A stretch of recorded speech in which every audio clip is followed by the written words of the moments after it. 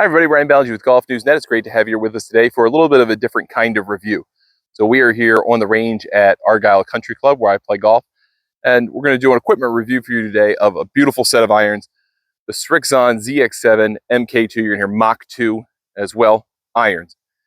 These are a kind of player's distance iron, and I've been meaning to get my hands on them for a while. The folks at Srixon were great. They reached out and asked me if I'd be interested in giving them a try. I've played them for about 10 rounds now. I took them on a trip to Ireland for 6 rounds, played some other rounds with them. I really, really like them.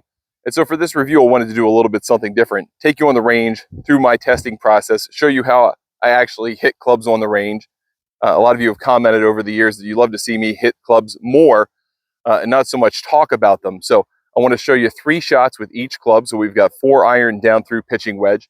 We'll give a little bit of commentary on the clubs through each shot, and then we'll bring it back all together in the end. But kind of highlights of these golf clubs. First, they're a little bit stronger than the clubs I had been playing. So I've been playing some Wilson staff model cavity back irons, a little bit weaker on the loft. So each of these is about 1 degree to 2 degrees stronger, mostly 1 degree, gets stronger by 2 degrees in the 4 iron. These have a little bit of an offset to them, and you'll see that a little bit pronounced in the longer irons. So short irons, pitching wedge, 9 iron, 8 iron, not so much any kind of offset that's significant. You start to see, at least I start to feel it a little bit more in the 7 iron, 6 iron, 5 iron, and then 4 iron becomes a little bit more pronounced. And that's natural, right? I mean, most people have difficulty hitting long iron straight. So they want to be able to take advantage of the offset and be able to hit it as straight as they can. And then the weight distribution in here, the feature that they've talked about here is called Pure Frame. And it really kind of helps move the weight out toward the perimeter. You're trying to do that with any of these types of irons, but especially when you're thinking about distance, you're trying to get as much weight as low and behind the ball as you can to help with launch conditions. That precipitates needing to strengthen the lots a little bit. And then they have, and as you get higher up through the set, different ports of weight, tungsten weight to kind of add to the heel to add for additional forgiveness. So let's take you through the set. We'll start in pitching wedge, hit 3 balls with each, talk about the club, and then we'll bring it all back together in the end. Let's get hitting. All right, so we're gonna start with the pitching wedge here. I'm gonna hit 3 balls with each, just so you can kind of see what it looks like in the air as I hit it. These are, like I said, a little bit stronger lofted, but the big change here for me in going to these was the weight of the steel shaft. So these are the NS Pro Modus 3s. They're 120 gram stiff flex shafts. I have been using Dynamic Gold S300s at 105 grams. So that's a big change for me. And when I was swinging these initially, it felt like I was swinging a 2x4, and it took probably a good 30-40 swings to get used to.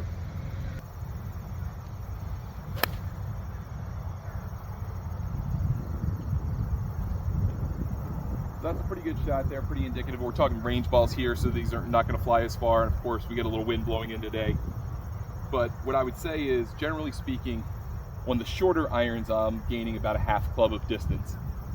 So, you know, I typically would hit a pitching wedge anywhere from 120 to 125 yards as kind of a stock shot. Now I'm hitting it kind of closer to 130, so we're not talking a lot of distance there. And the thing I really do like about the short irons is that they are consistent.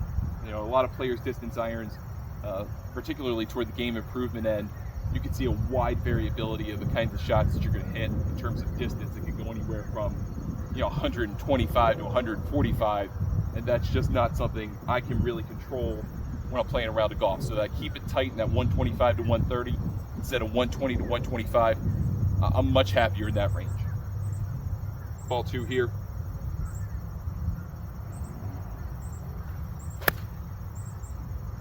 Little pull there, but one thing I really do like about these irons is the dispersion of them. The steadiness, the stability in this shaft is fantastic. It really makes for a tighter dispersion. Even when I hit it poorly, foul balls are not as bad. Then we'll do a 3rd ball here with the pitching wedge and move into the 9 iron.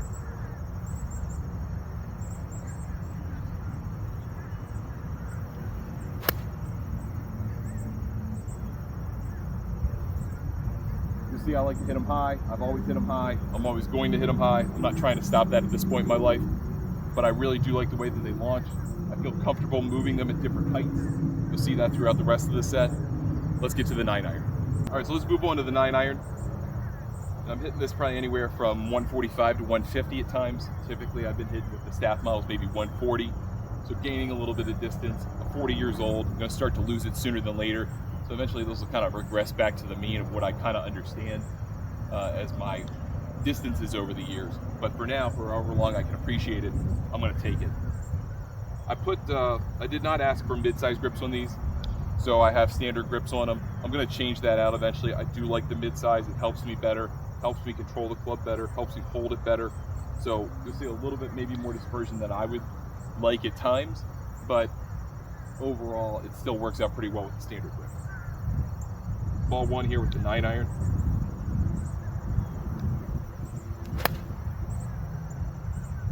That's a good cut there. Probably go about 145, 150. These weren't range balls. All right, ball 2 here. We're going to try and hit a lower cutter.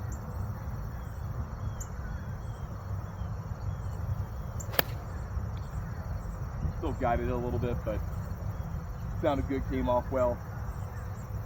2 degrees of fade for me is a lot of fade. So I'm not too upset about that. Try to hit a low one here for you. Just kind of see what that looks like.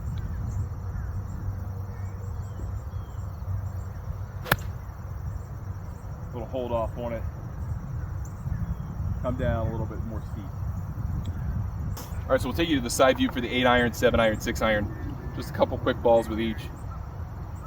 8-iron and 7-iron, 2 of my most commonly used clubs in the bag outside of wedges.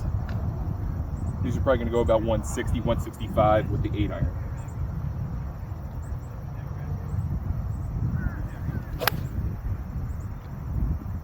Good solid strike there, maybe a little over the top, but wind held it up pretty well, even though it was pushing it that way. Good dispersion on that. A lot of my weaker shots go a little bit longer. I think that helps the average distance here just because of the stability of the shaft. It really is worth looking into a heavier shaft that you can swing and swing confidently. For a long time, I kind of battled against that. And I still do it with my driver shaft. I try to get the lightest X flex that I can get because I want the benefits of the X in terms of the stability, but not necessarily all of the weight. I feel a little bit differently about that now in irons. Ball 3 here of the 8-iron. 3 really good strikes there. Very happy with those. Pretty indicative of the kind of contact I like making with this. Let's go to the 7-iron. All right, so stepping in here with the 7-iron. This is really the first club in the set where I feel like I noticed a little bit more exaggeration in the offset. And again, this is minimal offset. This is not a lot of offset. It's also the first iron in the set where you have a tungsten port that starts to pick up more weight as you go through it. Obviously, the longer the iron, the more help most people will need trying to square this thing up and a little bit of forgiveness. It's also really the first time I noticed the top line. It's not thick, a little thicker than maybe I had with the staff model. Not by much. It's not enough to scare you off at all, but it is something you will start to notice in the set here. Let's get you to ball 1.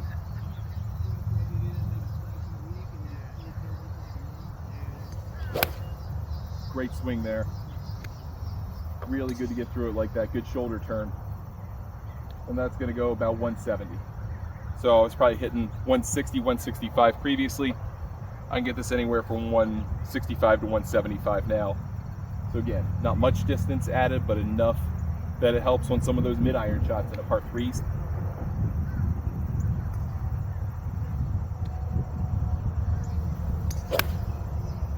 Good ball there, little draw. I like a tight little draw with my irons. Kind of bring it in from the right. I've been trying to work really hard the last couple of years to develop a fade. And I could do it sometimes, but like I said earlier, a 2-yard fade is a lot for me. Third ball.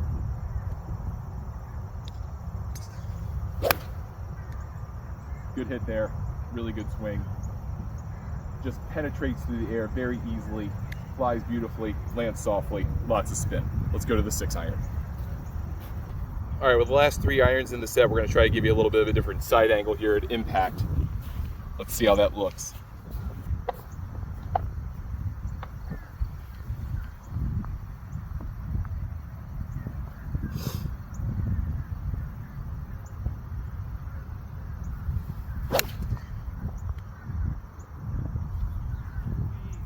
That is ripped. 6-iron probably now going 190, 195 instead of 180, 185. Maybe muscle up, hit it 200 yards if we're feeling good. But I'm typically trying to control this in the 190 range. Ball 2. Pulled that one a little bit, came over the top. I do have a tendency to do that, but again, dispersion not bad. You're still gonna miss there, but it's a good swing and solid contact. Very forgiving for kind of coming in and closing the face. Still launches pretty well. Ball 3 here. Try to hit a little fade. That cut nicely, probably 5 yards of cut, and then just stays there pretty easily. You have the wind to help to keep it there, but it feels like you can still manipulate the club pretty well, despite the fact that you've got more offset on here. You're not going to be able to manipulate it like a blade, but you also get the benefits of actual distance if you hit it poorly. Let's go to the 5-iron. All right, so we've got 5-iron and 4-iron here. I'm going to show you a little bit of the heads. And from there you can see you get these notches down here to kind of take a little bit of weight out. That's something that TaylorMade's done over the years to kind of do with their fluted hosels and stuff like that.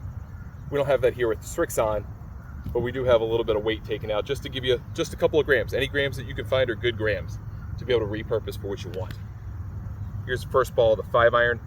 And again, this is really where it starts to notice to me the offset. So I got to open the face a little bit.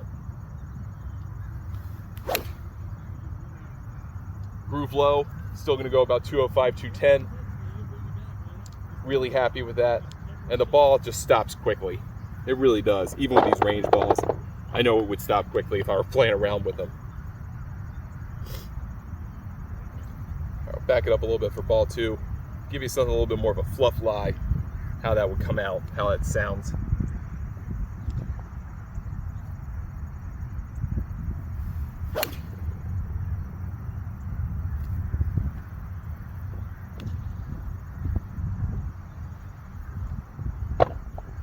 The trick with these is just to be able to swing naturally with them, because you kind of want to muscle up with a long iron, right? I don't hit many long irons in a round unless it's into a long par 3 or into a par 5, so that you got to fight the temptation to try to mash it, when really if you just get through it, it's going to go plenty far. Like that.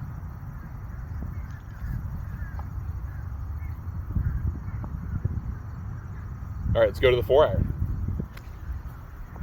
All right, we're gonna wrap this one up kind of how we started with the first angle, just straight down the line. Again, 4-iron here, longer blade, which I don't mind, that's okay, a little bit longer than what I've been hitting. A little bit thicker on the top line. Again, no concerns there.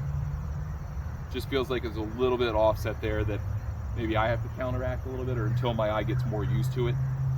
But I tend to grip it a little bit weaker here, just to kind of make my body process that offset pretty well. Ball 1. Again, going to promote a little bit of a draw, maybe a little bit more of a draw than I would like in some shots, but I'm going to take that every time. Again, the times I'm going to use this club are off the tee on a short par 4 or to get into a par 5. So we're not necessarily worried about hitting it to 3 feet, we're worried about hitting it to 3 yards. Ball 2.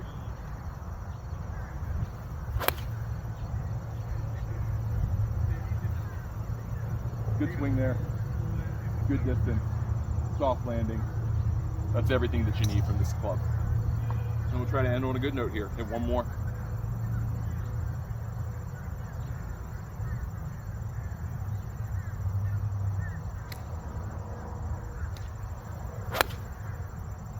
A little pull there, but I'm really happy with that one. Good distance wise. Yeah, trying to get somewhere close in a par 5, it's gonna leave you a chip and a putt. All right, so let's wrap everything up here after taking you through the full set. I really like these irons. They perform very well. Again, stronger lofts me a little bit of extra distance, but I found through this exercise that having a really stable shaft goes a long way, particularly in steel, particularly in those irons. Helps dispersion, helps you hit it farther, and that's why I'm kind of getting that club extra, half club to a full club extra on distance. If you're not a big fan of offset, I don't think most golfers really notice it or care too much about it. It may get in your head a little bit, but you will get used to it. I've gotten used to it. And as you can see, I mean, I can hit it pretty well, even with the offset kind of in my mind, and that'll only improve over time. Dispersion is great on these. The feel is very good. The sound is very good. It's a little bit different of a sound than I had with the Wilsons, but still a very solid, crisp, pleasant sound with each strike. Forged club head, so it feels great coming off the face, feels better. And I don't think that the maybe slightly larger footprint than I have with these in terms of top line and overall blade length really pull away from these irons whatsoever. I would strongly recommend, if you're looking for that kind of player's distance category, give these irons a look, hit them for yourself, decide for yourself, and then see if they're a good fit for you. Thanks so much for watching this review. I really appreciate it.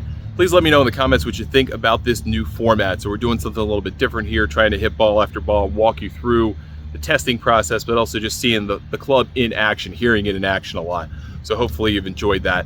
Consider subscribing to our channel if you have a chance, and follow me on any social media platform at Ryan Ballengee. Thanks for watching. We'll see you next time.